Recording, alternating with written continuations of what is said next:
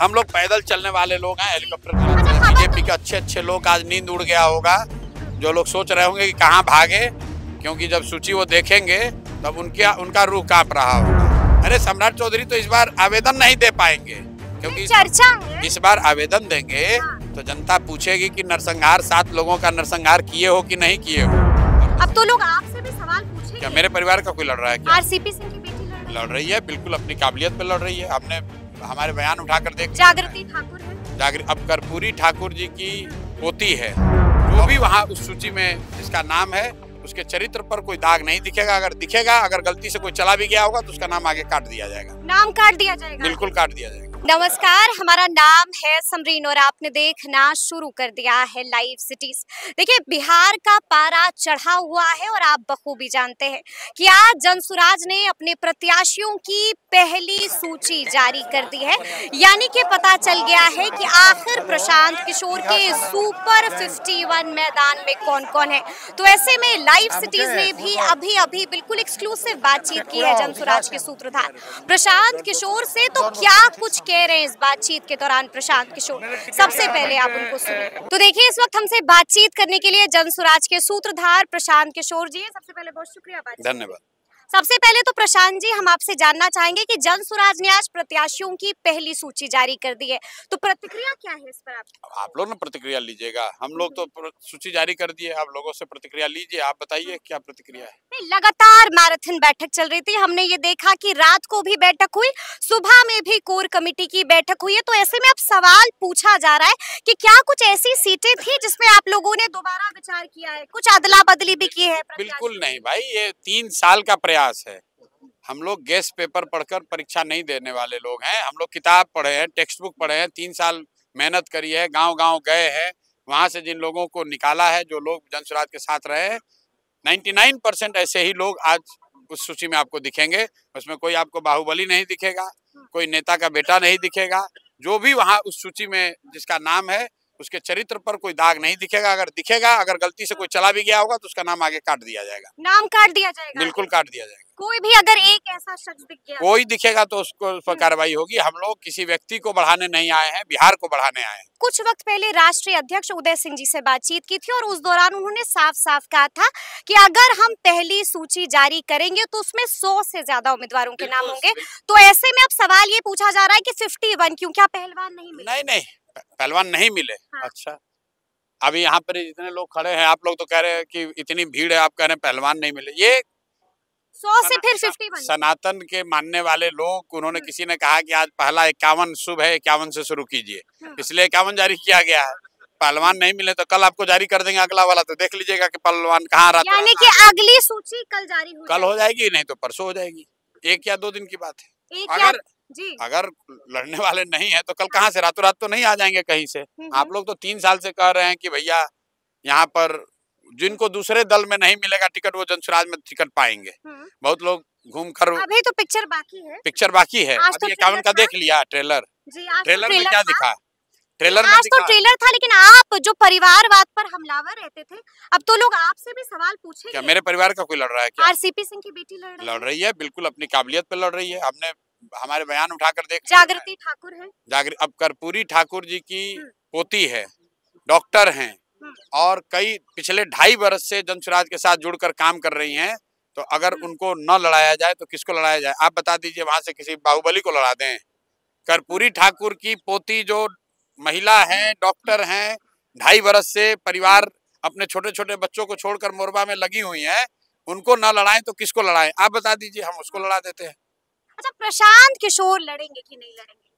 प्रशांत, मैंने पहले कहा है कि अगर लड़ेंगे तो जन्मभूमि से या राघोपुर से। जन्मभूमि से तो आज हमसे बेहतर व्यक्ति वहाँ वो भी कर घर के ही हैं, और लोगों ने किया कि नहीं भैया रितेश जी को लड़ना चाहिए, तो रितेश जी लड़ रहे हैं। राघोपुर को लेकर 11 तारीख को मैं राघोपुर जा रहा हूँ, वहाँ पे लोगों के साथ बैठूंगा, सब लोग मिलकर तय कर लेंगे। लोगों ने तय किया कि मुझे लड़ना है तो मैं लड़ूंगा, लोगों ने दूसरों को तय किया तो वो लड़ेंगे। लोगों ने तय किया तो फिर रण क्षेत्र में आप भी कूद जाइएगा? अभी रण क्षेत्र में नहीं है, 2.5-3 साल मतलब कि अखाड़े में चुनाव लड़ेंगे प्रशांत? अरे भाई, आप लोग तो ऐसे बात कर रहे हैं जैसे इतना बड़ा दल, अगर हम चुनाव लोग लड़ रहे हैं तो प्रशांत किशोर कोई घर में थोड़ी ना बैठे हुए हैं।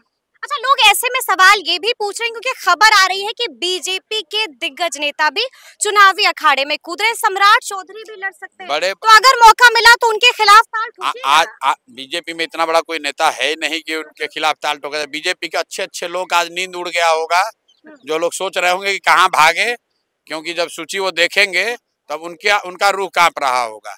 तो जो बीजेपी के यहाँ बड़े नेता हैं अपना क्षेत्र घोषित करें और उनको अभी पता चल जाएगा। बताए मंगल पांडे कहाँ दम है लड़ने का चुनाव, आके लड़ने सिवान में, जिससे मन हो लड़े। देखिए जनसुराज के भय से क्या उनके खिलाफ प्रशांत किशोर भी ताल जरूरत नहीं है यार, जरूरत नहीं है। जीरादेई में आके लड़ जाए चुनाव। मैं आपको कैमरे पे कह रहा हूँ, मंगल पांडे में दम है तो जीरादेई में अपने पारिवारिक अपना जन्मभूमि से आके लड़ जाए। और लड़ गए तो दिख जाएगा उनको कि क्या उनके खिलाफ क्या प्रशांत किशोर ताल अरे ठोकेंगे? भाई आप उनको हिम्मत ही नहीं है, पहले अनाउंस करने दीजिए ना यार। उनको अनाउंस तो करने दीजिए। आप कैमरा लेकर जाइए, पूछिए दिलीप जायसवाल से, मंगल पांडे से, सम्राट चौधरी से कहाँ से लड़ोगे, पहले घोषित करो। अरे सम्राट चौधरी तो इस बार आवेदन नहीं दे पाएंगे, क्योंकि चर्चा है इस बार आवेदन देंगे तो जनता पूछेगी कि नरसंहार 7 लोगों का नरसंहार किए हो कि नहीं किए हो, और 10वां कब पास किए हो। इस बार एफिडेविट में वो भी लिखना पड़ेगा, और नहीं लिखे तो इस बार कैंसिल हो जाएगा। तो चुनाव लड़ेंगे कैसे ये लोग, कैसे लड़ेगा चुनाव बताइए। आप कह रहे प्रशांत हमको उतरने की जरूरत है, तो ऐसे चुनाव उनका कैंसिल हो जाना है। लेकिन आज हमने ये देखा कि हंगामा भी हुआ है। कई ऐसे लोग हैं जो नाराज हो गए और साफ साफ कह रहे हैं कि अब हम इस्तीफा भी दे देंगे। दे दें भाई, तो धड़ल्ले से गिरे। अरे छोड़िए ना भाई, अभी तो आप एक ही इंटरव्यू में सब बात करते। अभी कहे कि आपको लोग नहीं मिल रहे हैं, एक और आप कह रहे हैं कि वहाँ ये तो ये वाली सीटें थी जिसके बारे में आज आपने घोषणा कर दी है। हाँ, तो क्या हो गया? वहाँ के जो दावेदार थे, जो तैयारी कर रहे थे, 2-4 भाई इतनी बड़ी संख्या में लोग जुड़े हुए हैं। 2-4 लोग जो चुनाव जो नहीं लड़ पा रहे हैं, उनका गुस्सा या उनकी नाराजगी, उदासी स्वाभाविक है। वो परिवार के हिस्सा है, उनको मालूम है कि भविष्य जनसुराज का है, उनको मालूम है कि उनका भविष्य भी जनसुराज में ही बढ़ेगा। क्योंकि आज जो सूची आई है वो उन्होंने देखा होगा, ये पैसे वाले नहीं लड़ रहे हैं। गरीब से गरीब आदमी भी 2 साल जो जनसुराज के साथ काम किया है उसको प्रशांत किशोर लड़ा रहे हैं।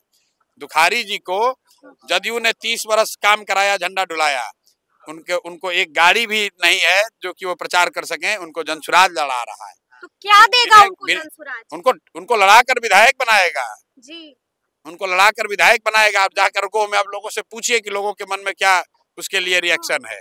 आर.के. मिश्रा पैसा नहीं कमाए हैं लेकिन नाम कमाए हैं। जेपी सिंह पैसा नहीं कमाए हैं, अपनी नौकरी छोड़कर आए हैं।